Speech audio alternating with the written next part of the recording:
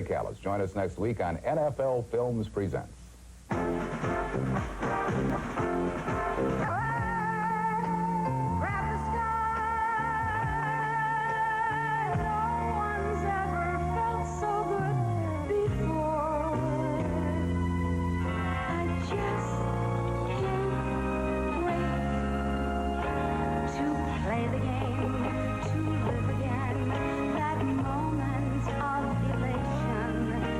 Join again that crazy celebration of breaking free.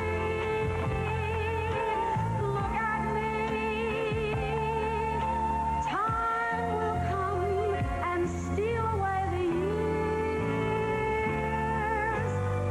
years. In this week's show, the deeds and dogged faith of Earl Morrell, the wit and grit of cowboy Walt Garrison, and a one-man strike force named John David Crow. To play the game, to give it all you've got and win or lose. Just keep coming back for more. Never mind about the score. That's how you choose to play the game. This ESPN program is brought to you by L.A. from Anheuser-Busch. Sometimes it's the perfect thing to say. When do you say L.A.? You know, I used to tend bar, and I've observed that sometimes when you're having a good old time, it's possible to get a little carried away. That's why I like L.A. from Anheuser-Busch. L.A. tastes great and has just half the alcohol. And sometimes that's a darn good idea. Like my daddy used to say, the real trick to carrying on is not getting carried away. That's beautiful. L.A., sometimes it's the perfect thing to say. Every Saturday night in November on ESPN, tune in the best in college football for a chance to win the best in sports car driving, the magnificent Porsche 944 Turbo. And that's just one of over 1,500 prizes, including Sony Home Entertainment Centers, ESPN jackets, and ESPN sports bags. You get not one, but 5 chances to win. One during each of ESPN's live Saturday night CFA games in November. All you do is write on a card the names of the teams, halftime score, and your name and address. Every game you watch is a chance to win, up to 5 chances in all. Mail your cards to ESPN, Box 1665, Ridgely, Maryland, 21683. That's ESPN, Box 1665, Ridgely, Maryland, 21683. Be sure we receive your cards by December 20th. And remember, every Saturday night in November, watching the best can win you the best on ESPN.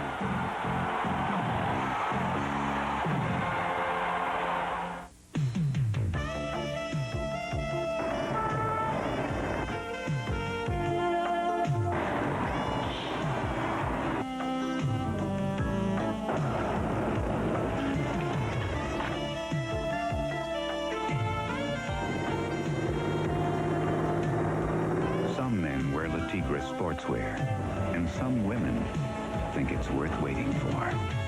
Le Tigre for men. Eddie Murphy's coming your way in Beverly Hills Cop. Available on video cassette for only $29.95. It's the gift idea of the year at video stores everywhere. Only 2 men have played more than 20 years of pro football. George Blanda is one. Earl Morrell is the other. George Blanda is in the Hall of Fame. Chances are Earl Morrell never will be. He played 21 years with 6 different teams. It seems that every time 2 owners got together with a fountain pen, Earl Morrell was either being sold or bought or waived or traded.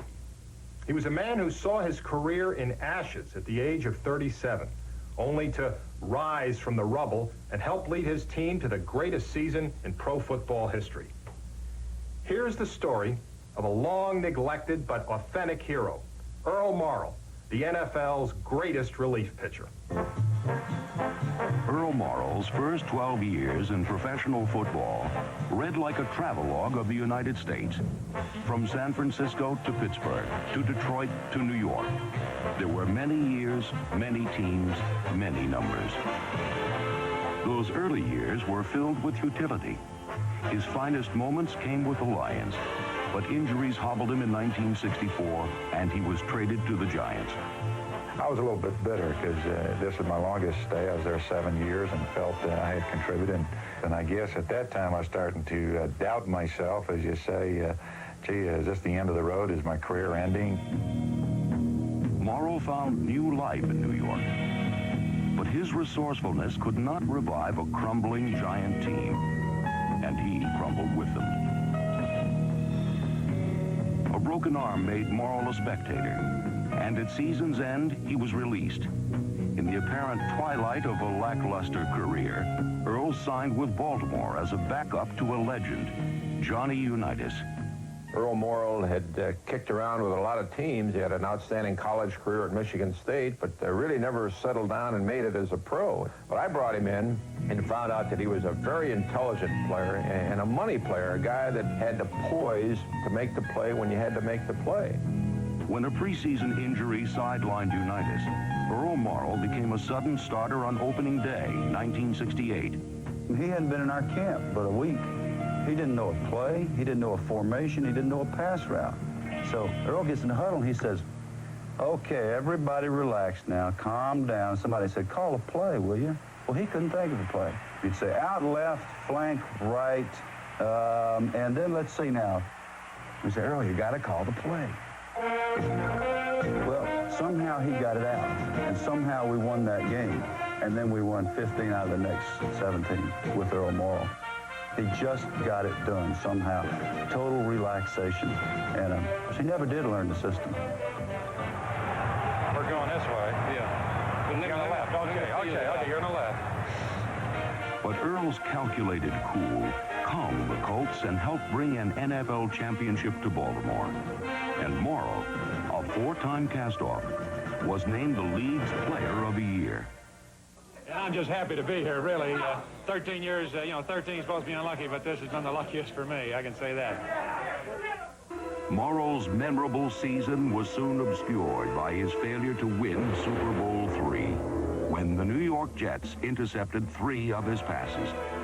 On that January afternoon in Miami, Morrell was best remembered for the play that lives in infamy. Instead of looking at Jimmy Orr, who's standing wide open in the end zone, waving his hands, and I see the fullback and try to steer it to him, and it gets intercepted there. It's one of those things that I guess it just wasn't in the books for us. We were heavily favored and couldn't believe that it did happen. Just unbelievable. And you think about your career as, I'm on top of the world, and all of a sudden, bang, I'm at the bottom. And I think that's one of the things the Super Bowls do to you, that you have a great season. If you don't win that Super Bowl, it seemed like the whole season just went down the drain. 2 years later, Earl Morrell regained his self-esteem in Super Bowl V. Again, he relieved Johnny Unitas, but this time he led the Colts to a come-from-behind win over the Dallas Cowboys. After 17 years with 5 teams, Earl had his world championship, but his highest moment in a marathon career faded fast. Later that year, at the age of 37, he was cut by the Colts. Then Don Shula called again, this time from Miami. I called Coach Shula back in my mind thinking I wasn't going to go. But I guess it's one of those things, his little knack that he has, and he gives you that little zinger. He says, I can't assure you a spot on the team. You still have to come down and make the team. You still have to prove yourself.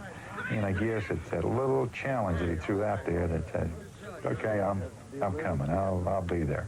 Nice shot, Earl. Mid-season, Earl. Okay, babe. He was one of the guys, and he just loved to be a part of the Dolphins, and we loved having him as our quarterback and as our teammate. Well, he took a lot of kidding, and he was a little bit older, and we used to put a rocking chair in front of his locker. He was just a great guy. Everybody loved Earl Morrell. There is not a nicer guy that I know of. Indeed, if there is a fountain of youth in Florida, Earl Morrell found it in Miami, but only because he never stopped looking.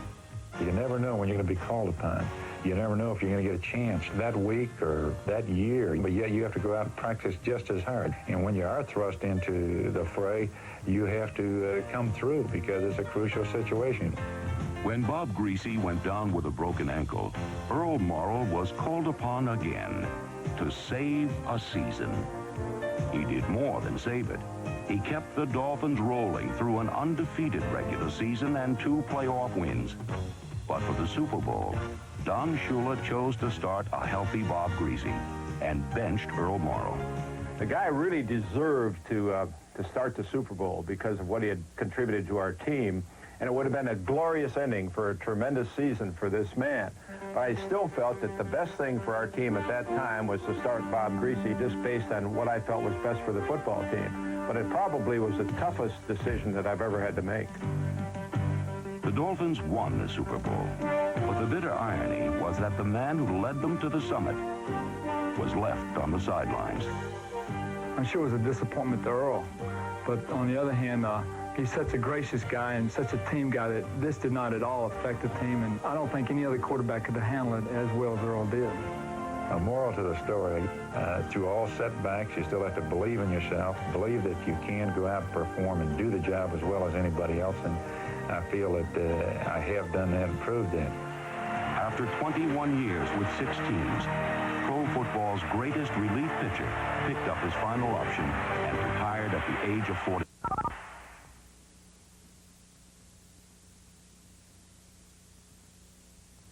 Do you know where you can find a better selection of boots than at Allen's Boot Center? I do. Me neither. Flight operations, Hawaiian Islands. 556 Goldberg, bring up 155. Most jobs promise you the world. The Navy delivers. See your recruiter. Navy, it's not just a job, it's an adventure. Quality and craftsmanship our grandparents knew. Did you ever wonder what happened to it? Well, it's returned to Austin with the grand opening of Wooden Tubs.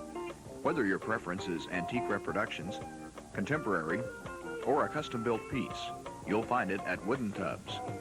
Plus, we have a complete selection of acrylic spas by Sunwave. So come take advantage of our grand opening sale prices.